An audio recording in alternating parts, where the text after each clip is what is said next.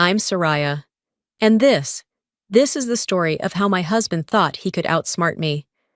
It started with whispers in the dark, bank transactions I never made, and a name, Ilya Moreau, that I had never heard before. Declan, my husband, wasn't just planning to leave me. He was planning to take everything, but he underestimated me. He thought I would crumble. Instead, I moved first. I protected what was mine, and 1 week later, his entire plan backfired. But what's worse wasn't just the betrayal. It was how long he had been planning it, how many lies he had told, and the lengths he was willing to go to destroy me. I woke up to an empty bed. The cold sheets beside me told me Declan had been gone for a while. At first, I thought maybe he had gone to the bathroom or grabbed a glass of water. But as I sat up, rubbing the sleep from my eyes, I caught the faint sound of his voice. Low, hushed, careful. The hallway light was off, but a sliver of moonlight streamed through the window, casting shadows across the floor. My stomach twisted as I followed the sound. Just a little longer. She doesn't suspect anything yet. I stopped mid-step, my breath hitched. Declan's voice was smooth, reassuring, like he was calming someone down. My heart pounded against my ribs. Who the hell was he talking to? I stood there, straining to hear more, but the words that followed were muffled. His tone dropped, barely above a whisper. My fingers curled into fists. This wasn't some late-night work call. Declan never whispered on work calls.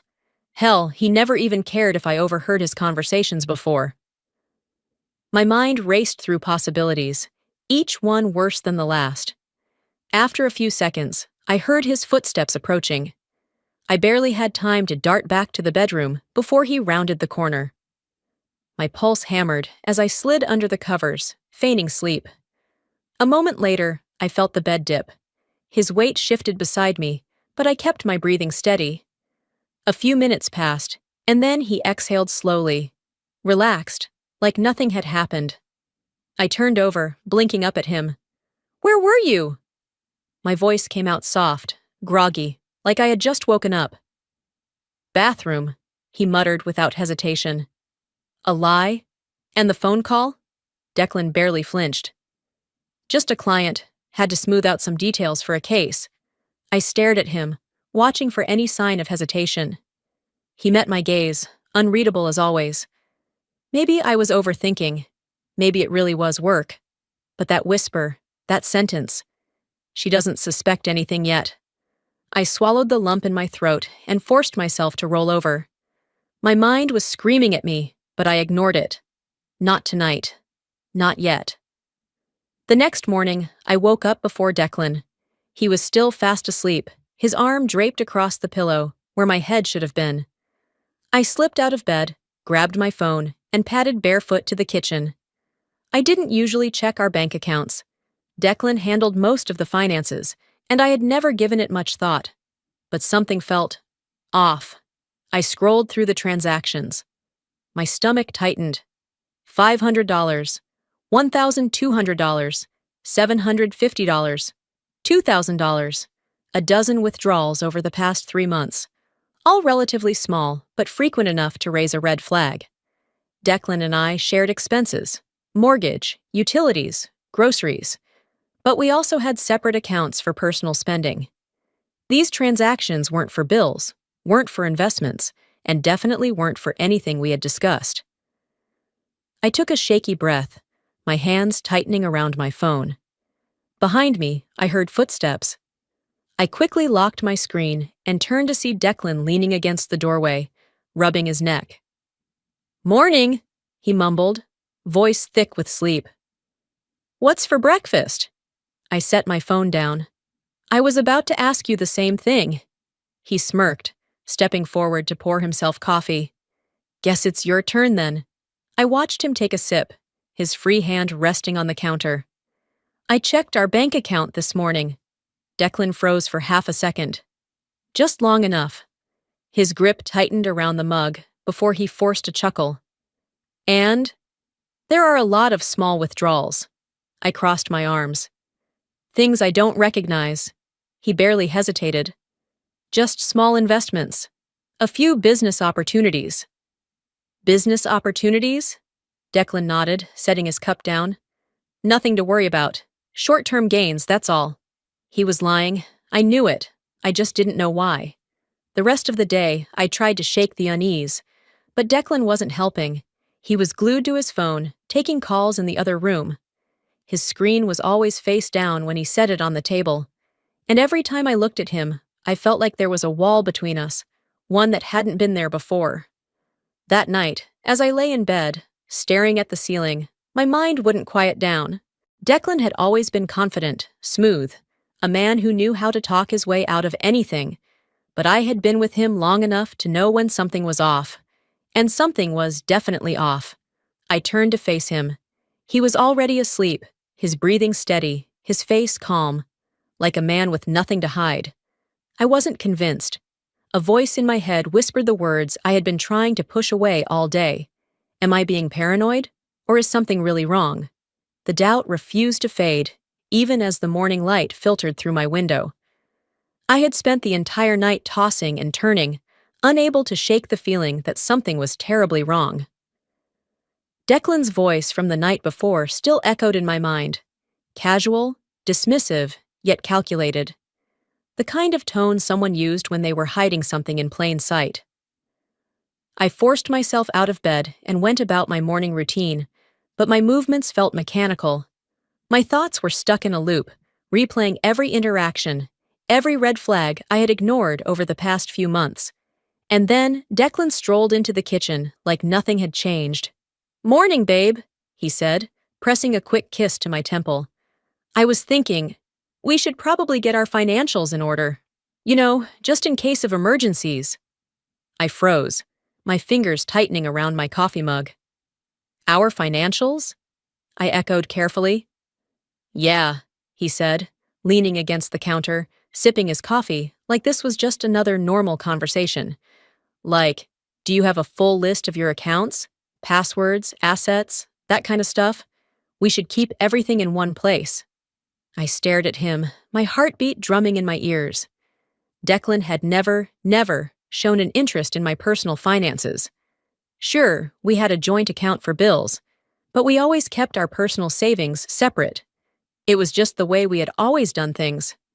I swallowed, forcing a neutral expression. I guess I could put something together. His lips curved into a small smile, but his eyes flickered, just for a second. He nodded like it was no big deal, before changing the subject entirely. But my mind was already racing. This wasn't about us. This wasn't about just in case of emergencies. Declan was preparing for something, and whatever it was, he didn't want me to see it coming. That evening, Declan was uncharacteristically relaxed. He laughed at the TV, scrolled through his phone like nothing was wrong, and even suggested ordering takeout. He was playing the role of a doting husband perfectly. And that's what made my skin crawl. Something had shifted in him, the way he walked, the way he spoke. It was all too easy, too well rehearsed. Then it happened.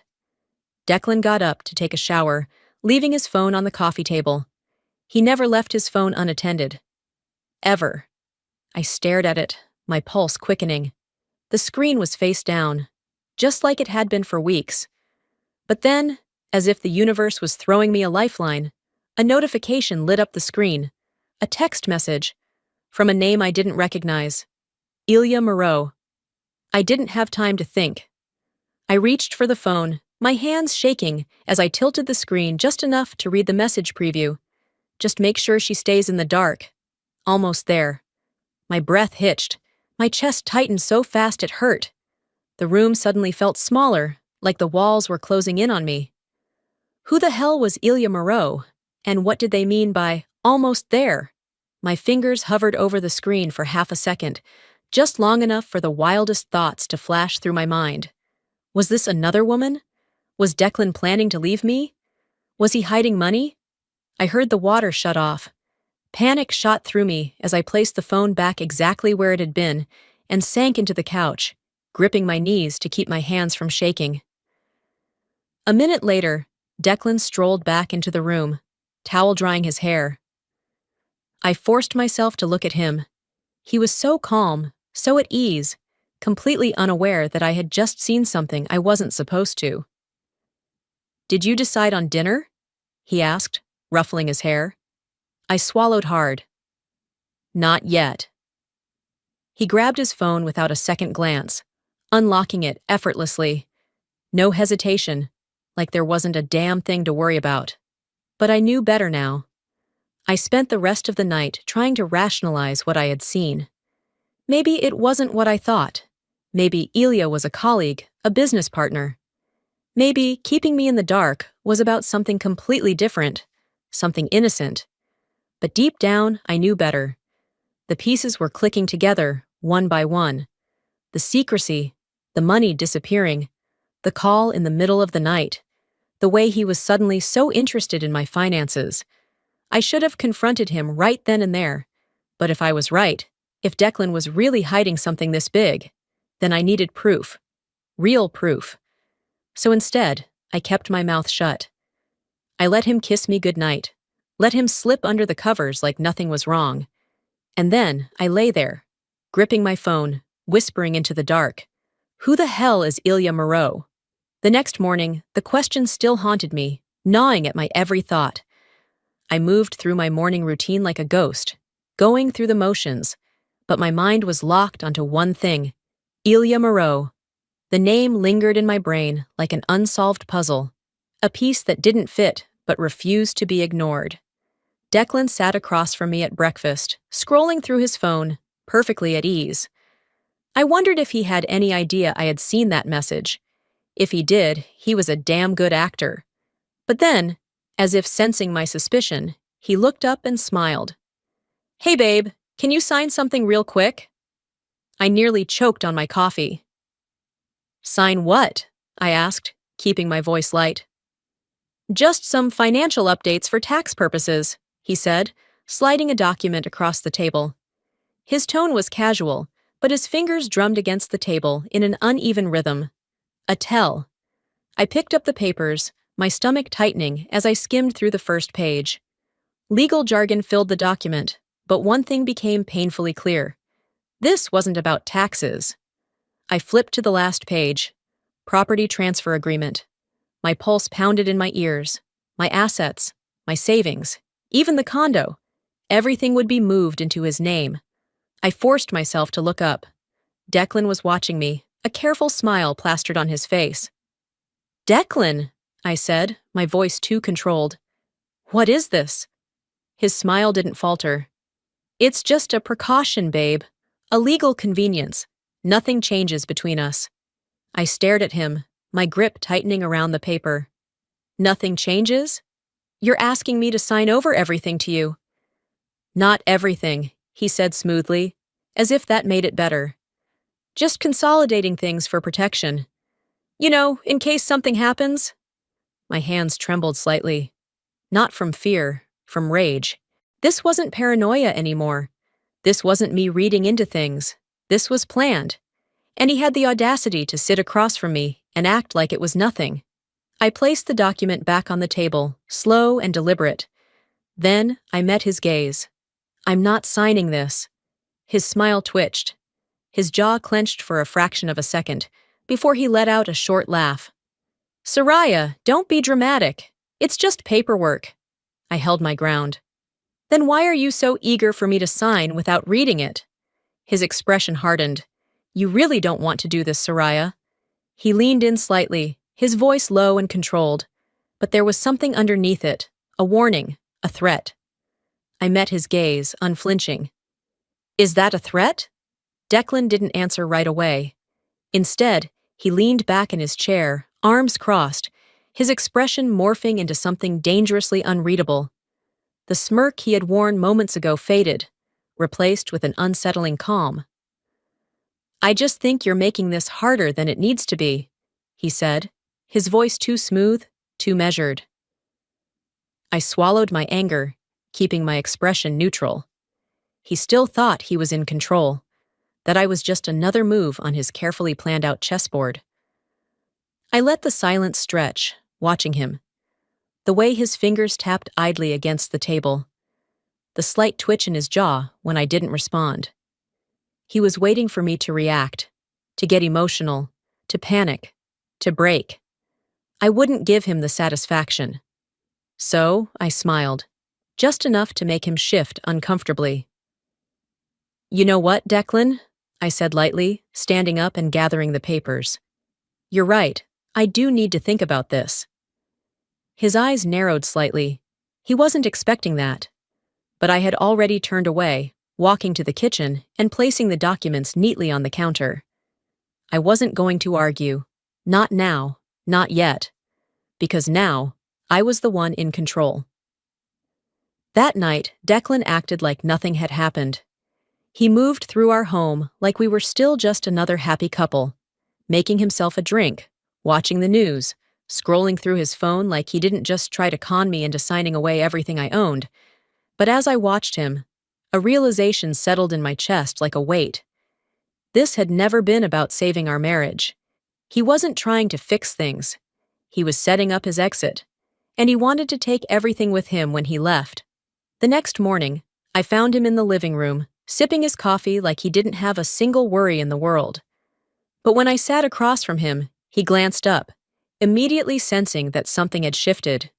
"We need to talk," he said, setting his cup down. I tilted my head. "Oh?"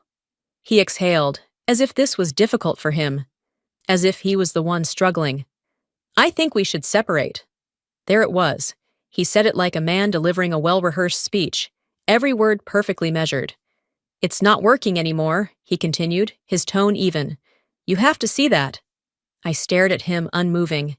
He wasn't asking for a divorce. He was telling me it was happening. I let a beat pass, then another, before I finally spoke. "You've been planning this, haven't you?" A flicker of something crossed his face, gone before I could name it. "It's for the best, Soraya. We've grown apart." Grown apart. That's what he was going with? I leaned forward, resting my arms on the table. "You mean, you want out, but you want to make sure you don't leave empty-handed." His lips pressed into a thin line, but he didn't deny it. I could have screamed. I could have thrown the nearest object across the room. But I didn't, because something had shifted inside me. A steel resolve that hadn't been there before. So I leaned back in my chair, tilting my head slightly. Then, as calmly as I could, I said the words that would change everything. I already moved my assets. Declan's entire posture stiffened. His breath hitched. Not enough for someone else to notice, but I did. "What do you mean?" His voice was too sharp, too controlled. I smiled, slow and deliberate. "Exactly what it sounds like." His jaw clenched. I saw it then, the second he realized he had lost. He had spent months orchestrating this, setting up every little detail to ensure he came out on top. But he had underestimated me, and he hated that. A long silence stretched between us. Then, finally, Declan exhaled sharply and stood up. He grabbed his coffee, took a slow sip, then turned to me with a look that sent ice through my veins. His smile returned, but this time it was colder, calculated. "You're going to regret this, Soraya." She wasn't sure if it was a threat or a desperate bluff. Either way, she was ready. Declan had played his hand, and now it was her turn. The morning air felt heavier than usual as I moved through my routine. Coffee tasted bitter, and the silence of the apartment pressed against me like a weight. I told myself I wouldn't let his words from the night before get to me. But then came the knock at the door. Sharp, measured, official. I set my coffee down and took a breath before opening it. A man in a navy blazer stood on the other side, holding a thick envelope. "Soraya Keller? Yes." He extended the envelope, expression blank. "You've been served." My fingers tightened around the documents as I watched him walk away. The weight of the envelope felt heavier than it should have been. I didn't have to open it to know what it was. Still, I forced myself to sit at the kitchen table, exhaling sharply before sliding my nail under the flap and pulling out the papers. Petition for dissolution of marriage. I skimmed down the page, eyes landing on the financial demands. Declan wasn't just leaving. He wanted half of everything, the condo, the car, 50% of our shared assets, And, because he had the audacity, spousal support. I let out a bitter laugh, shaking my head. Of course, he thought he could take everything. He had been planning this for months, probably longer. The man I married was cold. But this was calculated. The smell of polished wood and freshly printed documents filled the air as I sat across from my attorney. She flipped through the papers, barely suppressing a smirk as she reached the financial breakdown. "Well," she said, tapping her nails against the desk, "he's got nothing." I raised a brow. "Just like that?" She glanced up, amused. "Just like that. You moved everything into a trust before he filed. That means legally he has no access. He can fight for spousal support, but considering your income history compared to his, it's not happening." I let out a slow breath, my shoulders finally releasing the tension I had been holding onto since that knock on my door. For the first time in weeks, I felt truly in control. Declan had spent all this time thinking he was the one orchestrating the game. He had underestimated me. That evening, I had just finished pouring myself a glass of wine when the front door slammed open. I didn't even flinch. Declan stood there, fury rolling off him in waves. His tie was loosened, and his jaw was clenched so tight, I swore I heard his teeth grind. "You think you're so smart, don't you?" His voice was sharp, venomous. I took a slow sip of my wine, savoring the way his anger twisted around him like a storm. "I think I'm finally protecting myself." His hands curled into fists at his sides. "You planned this." I set my glass down, tilting my head. "So did you." Silence stretched between us, thick with unspoken accusations. Then, finally, he exhaled sharply, his eyes darkening as he muttered, "This isn't over." I exhaled slowly. I had won the first battle, but the war had just begun.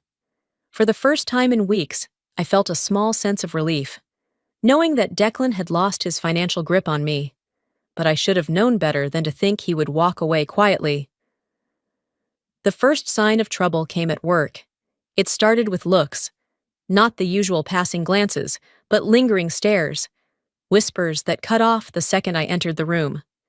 By mid-morning, my assistant, Rachel, hesitated before stepping into my office. "Hey, I think you should know something." I glanced up from my laptop, already exhausted. "What is it?" She shifted uncomfortably. "There's a rumor going around. I wasn't going to say anything, but—" She trailed off, wringing her hands. "Just tell me." Rachel hesitated, then sighed. "People are saying you took money from your joint accounts, that you were—" She swallowed hard, "laundering funds." I stared at her. The words landed like a slap. "What?" "I don't believe it," she added quickly. "But Declan, he's been talking to people, lawyers, mutual friends. The story's spreading." My stomach twisted, fury rising in my chest like wildfire. Declan wasn't just trying to take my money. He was trying to ruin me. By the time I got to my lawyer's office, I was barely holding it together. "This needs to stop. Now." I slammed the stack of printed screenshots onto the desk, my hands shaking with rage. My lawyer, Patricia, glanced at them and let out a dry chuckle. "Well, he's certainly desperate." "He's slandering me." "Yes, but we can use that." She leaned back in her chair, tapping her pen against her desk. "If he's running around making false claims, he's opening himself up to defamation charges. We send a cease and desist first. If he ignores it, we escalate." I clenched my jaw. "I don't want this to drag out in court. I just want him to stop." Patricia sighed. "He's trying to bait you, Soraya. He wants you to react emotionally." She's right. I turned to see Beatrice, standing by the door with a knowing look. "You can't let him dictate your next move," she said, stepping forward. "You react too fast, and he wins." I swallowed my anger, nodding stiffly. But inside, I was seething. Declan wanted a fight. He was about to get one. I found him at La Rue, one of the city's most exclusive restaurants, laughing over drinks with two colleagues. The sight of him sitting there, completely unfazed, like he hadn't spent the past few days dragging my name through the mud, made my blood boil. I didn't cause a scene. I didn't scream. I didn't need to. I simply walked up to the table, leaned down, and whispered, "You have no idea what you've just started."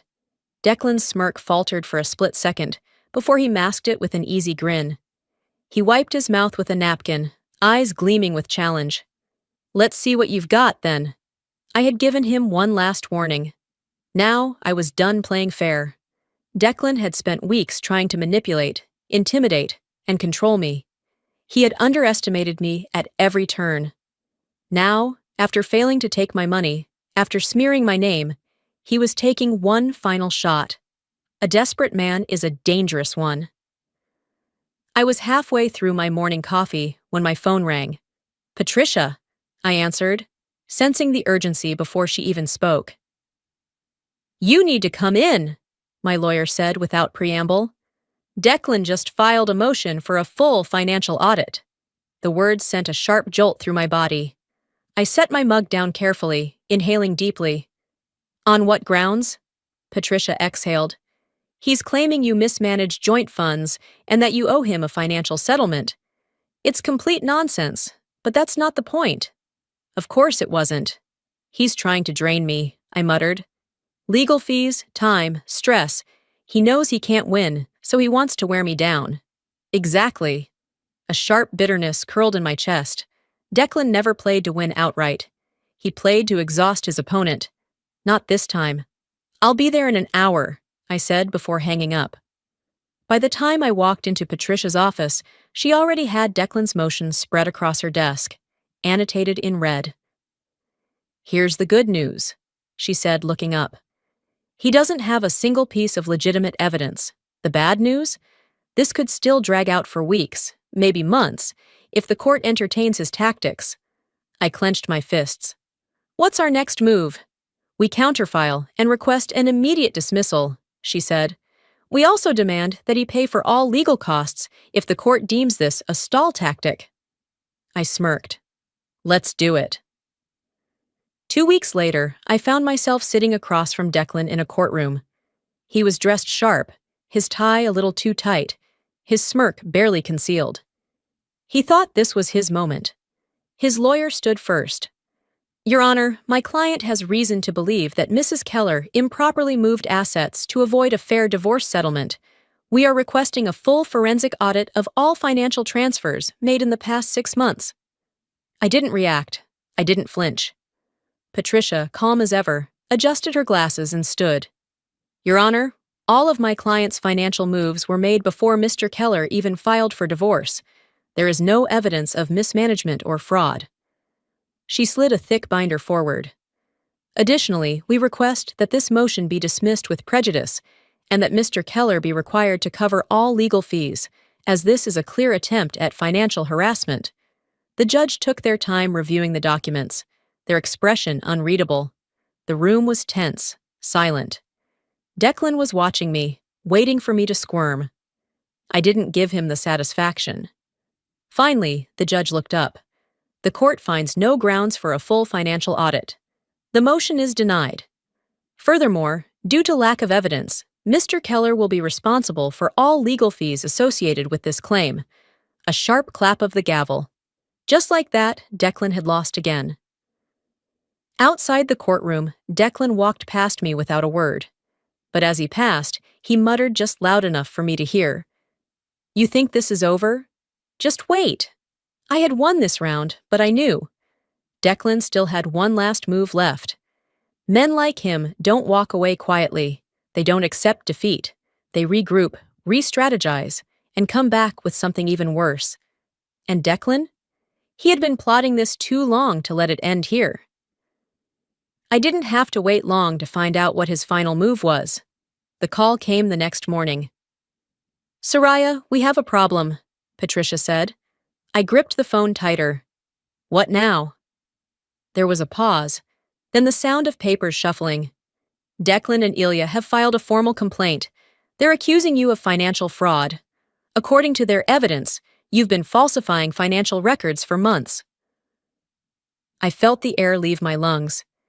If this accusation stuck, I wouldn't just lose money. I could be facing actual legal consequences. They submitted documents, Patricia continued, her voice tight. If the court takes this seriously, you'll be forced into a criminal investigation. The world tilted slightly.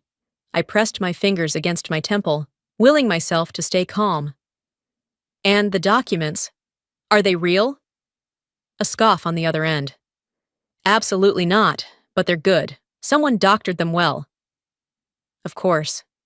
Ilya, the invisible hand guiding Declan's every move. But, Patricia added, I had Beatrice take a look at them before calling you. And she found something, a flicker of hope. What? She recognized the timestamps on the financial transfers. Someone forged them, but they didn't realize one key detail. Those accounts didn't even exist when those transactions supposedly took place. I let out a sharp exhale. That was it. That was the mistake that would ruin them. My fear burned away, replaced by something sharper. Declan wanted a war? Fine. I was about to end it. By the time I arrived at Patricia's office, I had made a decision. I wasn't just going to defend myself. I was going to bury them. I want to go on the offensive, I said, placing my palms flat on her desk. Not just to clear my name. I want to take them down. Patricia studied me for a moment, then nodded. Good. Because we have enough to do it. She motioned to a folder. We contacted a forensic financial analyst. They confirmed what Beatrice found. The documents were doctored. She smiled, sharp and satisfied. So here's what we do. We file a motion proving the documents are fraudulent. Then, we sue Declan and Ilya for defamation and falsifying legal evidence. I nodded. And I want full damages. Patricia leaned back, clearly pleased. I thought you might say that. 2 weeks later, I faced Declan in court for what would be the last time. I watched him closely as Patricia laid out our case. She spoke with precision, her voice carrying across the room. These documents, submitted as evidence against my client, were fabricated. We have irrefutable proof that the financial transactions listed never happened. The forensic analyst took the stand, detailing every false timestamp, every manipulated number. Declan's lawyer squirmed. They knew they were losing. Then came the final blow. Patricia placed a new folder on the judge's desk. Your Honor, in light of these fraudulent accusations, my client is countersuing Mr. Keller and his associate, Ilya Moreau, for defamation and the submission of falsified legal evidence. The silence in the courtroom was deafening. Declan's lawyer turned to him, whispering something urgent.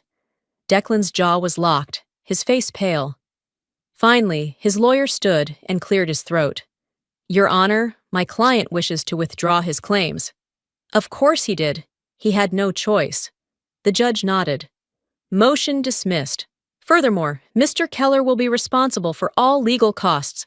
Declan had lost. Completely. As we exited the courthouse, Declan walked past me without a word. I didn't stop him. I didn't need to. I let him take a few steps before I whispered, just loud enough for him to hear. We're done here. For the first time in months, I felt something I had almost forgotten. Peace. No more court hearings, no more threats. No more waking up in the middle of the night, dreading what Declan would do next. I had won. It didn't feel like some grand victory, not in the way I had imagined. There were no fireworks, no dramatic final words. Just silence, the kind that comes after a storm when the sky is still heavy, but the thunder is gone. And for the first time, that silence didn't scare me. 2 days later, I met with Patricia for the last time. She slid a final stack of papers across her desk. It's done. Declan signed the settlement. I exhaled slowly, my fingers hovering over the documents before finally picking them up. I scanned through the details, even though I already knew the outcome. Declan got nothing, not a dime. His financial claims? Dismissed. His defamation case? Backfired. His reputation? Ruined.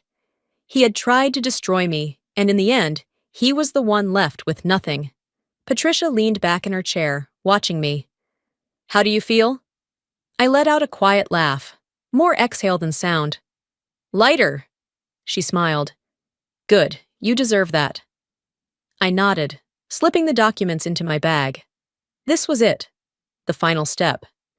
I stood, extending my hand. Thank you, Patricia, for everything. She shook it firmly. Go enjoy your life, Soraya. You've earned it. And for the first time in a long time, I believed her. That evening, Beatrice and my mother insisted on a victory dinner. Margot greeted me with a warm hug as I stepped into her home, her eyes full of relief. It's over, she whispered. Yes, I murmured. It is. Beatrice poured champagne, raising her glass with a mischievous grin. To freedom! And to never letting a man think he can outsmart you again. I clinked my glass against hers, laughing. I'll drink to that. We ate, we talked, we reminisced. And for the first time in months, I wasn't constantly looking over my shoulder. I wasn't waiting for the next hit.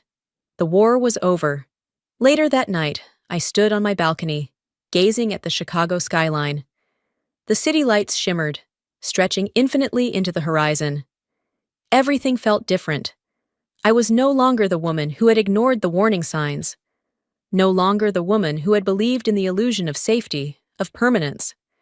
I had lost things, trust, time, the version of love I thought I had. But I had gained more, strength, clarity, control. My phone vibrated on the table beside me. I glanced at the screen. Unknown number. I didn't hesitate, blocked. I turned back to my laptop, opening a blank document. A new chapter, a new story, my story. As I closed my laptop, I whispered, "This is my story now." Before we wrap up, let me leave you with something to think about. Life has a way of testing us in the moments we least expect. Sometimes the people we trust the most are the ones who betray us the deepest. But here's what I've learned. Strength isn't about avoiding betrayal, it's about how you rise after it. When I stood at the edge of my marriage, I could have let it break me. I could have let fear and doubt consume me. But instead, I chose to fight. Not just for my finances, but for my dignity, my freedom, and my future.